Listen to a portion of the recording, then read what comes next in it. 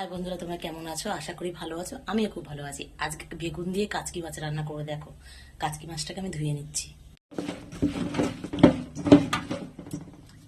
কড়াইটা গরম হয়ে গেছে, এবার তেল দিয়ে দেবো। কড়াইটা কালো জিরা সম্বাদ দিয়ে দেবো। পেঁয়াজ আর টমেটোটা ভেজে নেব। টমেটো আর পেঁয়াজ ভাজার মধ্যে একটু নুন দিয়ে দেবো, একটু রসুন কুচি আর বেগুনটা দিয়ে ভালো করে ভেজে নেব। বেগুনটা হালকা ভাজা হয়ে গেছে।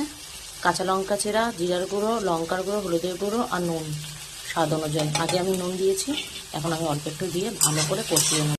মশলাটা কষানো হয়ে গেছে, এবার কাচকি মাছটা দিয়ে দেব, দিয়ে ভালো করে কষিয়ে নেব।